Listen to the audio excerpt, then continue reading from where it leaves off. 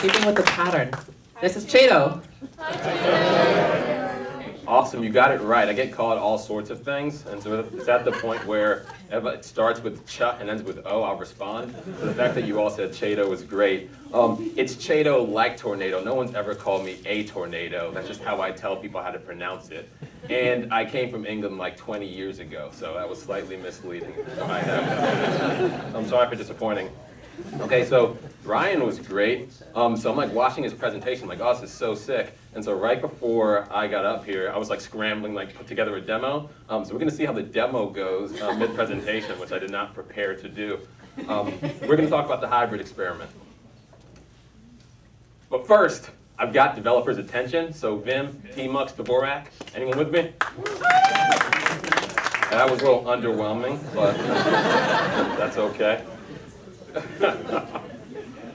So hybrid. Before I talk about hybrid, I need to give you a little bit of background so you understand how we got there. And so we'll start with the Chiedo Labs origin story. We're a whopping 20 developers and we're also hiring. We're doing JavaScript at micro scale. But if you come to Shenandoah Valley, you'll have a great quality of life and you'll get to hang with this guy. So. When I started my company, it was my senior year at James Madison University. Any Dukes out there? Dukes. JMU. Dukes. Once again, underwhelming. That's okay. But the game plan was to like, okay, I'm going to graduate, like free myself from society, and just like hang out in a room and just like write code and like automate everything. It's going to be great. That was me coming right out of college. The reality quickly turned into people giving me lots of HTML, CSS, and JavaScript work. So I'm not working on robotics. I'm not doing anything crazy out of this world because people's budgets, no one was going to give me like hundreds of thousands of dollars to do really cool things right out of college. So I ended up doing lots of HTML, lots of JavaScript, lots of WordPress. And I wasn't able to just hang out by myself in my room. I ended up hiring people, getting an office, and I always told people like, oh, nah, man, code is life, man, code is life. Like, I'm always going to code. And now I code like 5% of the time, and like my developers won't merge my pull requests, and like I don't follow coding standards. So like life gets real pretty quickly. But so once I realized and I just accepted reality, it's like, okay, cool, we're gonna have to do a lot of WordPress for the first like 4 years, and then we'll get to like build spaceships and whatnot. We're still not building spaceships. So we start doing some WordPress, and after a couple of years, people give us bigger budgets for doing Ruby on Rails. Couple more years, we're finally doing React, and then we're finally using React with API-driven development, using Rails for the API. Then eventually we move over to Node. Most of that was because there are only about 20 of us now. For a while there were 6 of us. As we thought, like, how can we grow our team? If everybody was using JavaScript, it just made things easier from like a business perspective. We had like so many conversations and like, oh, should we use Phoenix on the back end? I just really do think it's the best. But it's like, yeah, but how are we going to teach people Phoenix? And what's that learning curve going to be? What are the people with the coding boot camps going through? And so as we had lots of conversations on like the best development tools and also the best business decision, JavaScript just made a lot of sense for us. Allowed us to move people around on projects a lot more easily than when we had a Rails guy, and now he's out of work, and now we need to hire a new JavaScript guy. That got old. So in that time, we developed something called WordPress hubris, right? I just coined that term. So we're doing lots of WordPress work, and we get to this point where we're getting these skills to do like custom PHP, custom web app development. Then we're like, okay, here's how we're going to differentiate ourselves. We're going to be the shop that can do like custom WordPress apps. Don't ever, like that's the worst idea ever. It was just so bad. And so we're building like really custom things on WordPress because we're like, oh, so we can build custom functionality into these WordPress sites, save them money, get them something cheaper, and get it done somewhat quickly. But it's like, you can only get C's done with that approach when you're trying to build like custom web apps on, hey, that's a funny picture, come on. You can only get such a good job done because you don't have like automated testing suites. You've got all these plugins doing their own things. Everyone's getting hacked.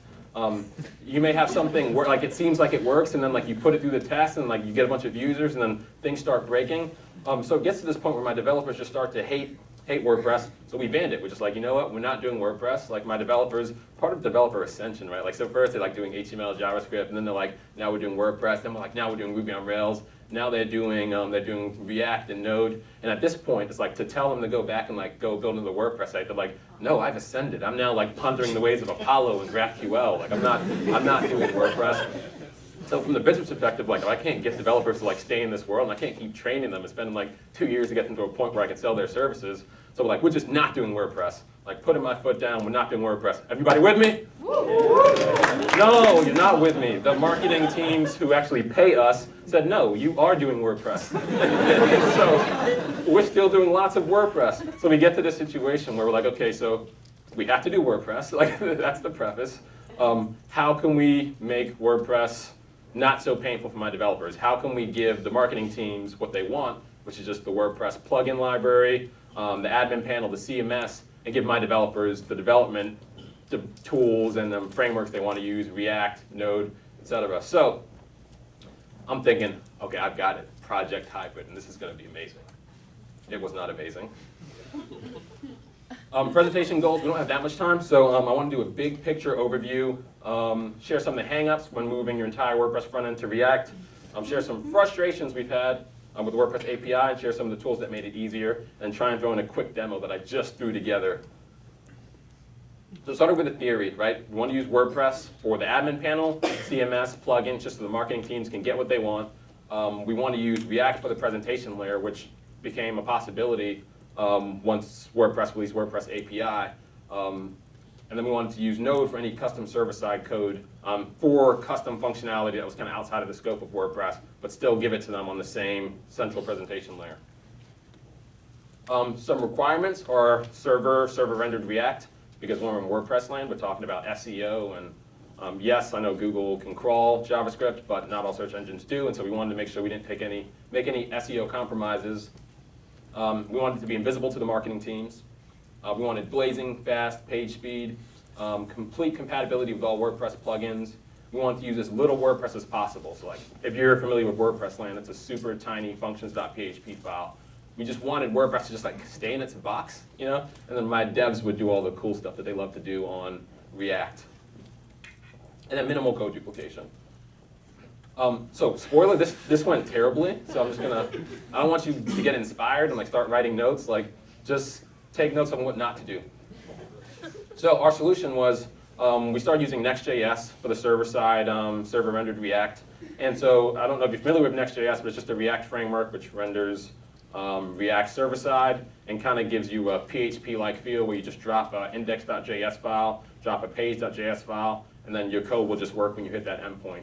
Kind of like when you just drop a page.php file, etc. And so it has a Node server and a React component to a Next.js application since it's server-side React. So as something came in, we wanted it to hit, for the WordPress website, hit Next.js, hit the React app, and then have the Node server proxy some requests to WordPress, which is primarily for the admin, the backend, and some of the WordPress stuff that happens out the box. So this is like, this was supposed to be really easy, really straightforward, and then I started getting a little crazy. I'm like, oh, and we can also like throw Ruby on Rails behind the proxy and just throw everything behind the proxy, because proxies are great. GraphQL helped a lot to make this easier, because Redux gets really complex really fast. Does anybody here use Redux? Ooh. Yeah, ooh, yeah, I'm just waiting for it to go away. We use it a lot, but Apollo just makes things so much easier. And for me, like I'm coding so infrequently that to like front load my mind with Redux again before working on this, I just couldn't do it. So I just used WP GraphQL, which turns the WP API into a GraphQL endpoint, and then Apollo just for consuming and reading the data. So we'll start to talk about some of the code. And before I do that, I'll throw in a quick demo, so that'll be a little bit more fun. So you can kind of see how this works after I gave you that kind of, this is tmux. So I'm running a Node server here. And then I've got some React code, blah, blah, blah, doing some GraphQL stuff, just typical stuff. And so the way this works, and the whole goal was that you could hit, it works. So you're hitting, this is a React page generated by Next.js, and it's hitting the WordPress API to grab some of this data. grab some custom post types, grab some blog posts. So as a client, this just feels like a WordPress front end to them, or to my developers, it's all in React. And then when they go to the admin, all of this just goes through a proxy. Yeah, no, this is local. This is local, I swear. Oh man, we had one of our new hires, he saw that we did that, and so then when he deployed a site, he did that, and then we were like, wait, no, you don't do that when you deploy. That's only local, and then you have to explain this whole thing about local security versus, yeah. I understand security, I swear. So the big thing is, when you come into the back end as the marketing person or whatnot, it just looks like WordPress to you, so you're doing your usual thing, and this is just all going through a proxy. This crashed a lot. So, boom. So to kind of explain some of the code, what you have, and this is a simplification, so I won't show you the whole code base because it got really, really crazy really fast. Also, it's kind of blurry, but I think you can get the gist. We have just your typical Next.js stuff, right? Like your Next.js request handler. So this is the default, and so when requests come into the node server, it sends most things to Next.js. But right here, we had the proxy layer, and this is the thing that decides what gets sent to WordPress instead. For the API calls, it doesn't matter because that's all behind the scenes. But there are certain things of WordPress that needed to be kind of front-facing to the client, like the admin panel, right? And then all of the images and things like that. We wanted to make sure this all just seemed like one hybrid experience. And in theory, it was that simple, but it was not. You understand this? We had lots of problems. Using WordPress authentication didn't work. I quickly ran into the situation where obviously WordPress is biased towards assuming that a PHP environment is delivering the front end, and so I ran the issue of nonces and things like that. And so that led to previewing draft content not working with the React front end because I couldn't get things authenticated properly. I'm sure I could have figured it out eventually, but it's time versus value. Private content didn't work. Page builders didn't work. So we started running into a lot of these edge cases where the simple version worked, where if it was public data, we could easily access everything. But as we started to go into some of those requirements, certain things didn't work. So it wasn't invisible to marketing teams, because certain things just weren't working the way they should. It wasn't completely compatible with WordPress plugins, which a lot of them use query bars, and then you have all these extra kind of hacks really that plugins use to make things work in the WordPress ecosystem that I would have to reverse engineer all of that front end stuff, every plugin, if I wanted things to just work for marketing teams. So we got creative. I was like, okay, cool. Well, most of the issues I'm running into with the proxy have to do with the single pages, right? So if you're familiar with WordPress, you have post types, so single post types for pages, posts, and then any custom post types like events, portfolio items. And so started to compromise. Where are we at? Boom. Started to compromise, and so put all of each post type behind a prefix. And so by doing that, that would enable me to proxy kind of the front end for those things to WordPress. And so now we're getting further and further away from the ideal goal, which is to have all of the front end in React. I'm like, okay, well we can have single blog posts in WordPress and single portfolio items in WordPress and single posts and single pages, just so we can make sure all of the plugins and page builders worked as expected. And then we made it worse, much worse. So we made our WordPress pages pull headers and footers from the React app because I was trying to we got into major code duplication once we started having some of the front end in React, some of the front end in WordPress. So I was like, okay, well, I can create these clever scripts. Since it's server rendered on React, I can get WordPress to pull that stuff and then render it with it got so dirty. And then we made React pages on the Next.js server, pull the menu from WordPress API, so we didn't have duplicate code there. All these things worked independently. And then we had the React app pull all home page content from WordPress API, so the marketing teams could still control the page content that React was generating. And then things got really slow, because we would have weird situations where you would hit the node server, it would hit React, then React would hit the WordPress API, then the WordPress would send back a header, and it was just getting really, really gross. So I was like, let's just add more complexity. That's what we need. But this isn't like the last time I tried to add more complexity. This one's going to be simple. We're just going to add Redis, quick caching layer, and so it's going to be lightning fast. This is better than what WordPress was doing anyways. It was not. Because as we get into caching, you come back to the fact that I've got everything coming through a proxy layer. And so it wasn't as simple as just a quick intercept and output. I had to figure out how to intercept stuff that the proxy was already intercepting and intercept before the interception. Imagine football, someone intercepting it and someone intercepting it again really quickly. I ran into those weird situations and I ended up having to override res.write because I figured out it was so hacky.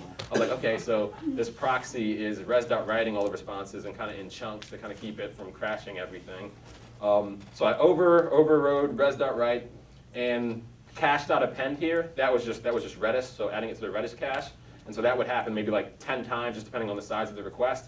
And so it would add part of the request, add part of the request, add part of the request. And each time it did that, I would just add to that Redis entry, which is a key value store if you're not familiar with Redis. And then things got super fast, and I was like, yo, I'm kind of the man. I was telling my team, hey, this is really good. I solved this complex thing. And then this happened. Do you know why this happened? Is it obvious to anyone immediately? Part of the page just wasn't rendering. So it would be this weird edge case where if I started viewing a page and then my internet connection died or something, or I just pressed the X and stopped the request, only part of the cached entry would be in Redis. And so the next time someone goes to that page, they're getting half a page. And it was because I wasn't waiting for res.end before adding things to the cache. I was doing it gradually. And how was I going to solve that? I was going to solve that by, I just kind of stopped doing stuff at some point. I was like, I'm just not going to do this anymore. I'm trying to get my team to do it. I was like, hey, guys, this really cool project. I think it's going to be good for you to learn how to just really get your feet wet. And so I decided to override res.end and have res.write have an array out of scope, and then res.end would grab the array and then put it to Redis after it confirmed everything. But I'm not even sure that would have worked. But that was my next hunch. But I started to get kind of depressed because the project was supposed to be really simple. It was a 10-hour thing. It was not. It was hundreds of hours at this point. And then comment stopped working. And then debt started accumulating. We had 27 GitHub issues, 4,000 lines of code, highly coupled code, even more WordPress fatigue than before. And then you know how it ends. I just got to the point where it's that's me. I'm Scar, which I never thought I'd say. And that's my project down there, Hybrid. I was just screw it. I'm so done. So the big takeaway, so I learned a lot. This is a learning experience. I'm an optimist, so this is how I make myself feel better about large swaths of wasted time. Writing independent React front end that is fully compatible with WordPress is hard. It's really easy to do React front ends that can just consume the APIs and display the data. That's no problem. But if you want to get away from WordPress completely and have it be more interactive, that's when you're going to get into some issues. If you want to build complex read-write apps with WordPress install, there's something called Themosis, which is more for that. It kind of combines Laravel with the WordPress install, which is PHP, so things just work a little bit more flawlessly. Only developers notice subdomains, so just use subdomains whenever possible, unless they're major SEO blockers. And something called Elementor makes it really easy to have designers build WordPress sites. Because one of the big issues was my developers didn't want to work on WordPress anymore. And so we decided to just make WordPress simple and get our designers doing it with these nice plugins that make it easier. Oh, something cool I want to show you before I kind of get to the last part is, wrong browser.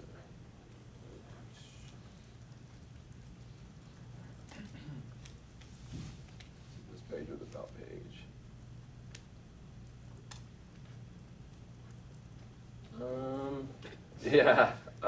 Awkward. But what I'm trying to show is I eventually got to this point where in order to kind of get some of that React functionality within the WordPress builds, I just created a plugin starter which more or less combines create React app with a WordPress shortcode. So if you want to add React functionality, whether it's an itinerary planner or whatnot, you build it in an isolated plugin, and then the plugin just creates a shortcode that you can drop into WordPress. So that's kind of how I just got away from the whole hybrid project. With this approach, you don't get the SEO benefits, which is frustrating, but for those situations, it was a nice compromise.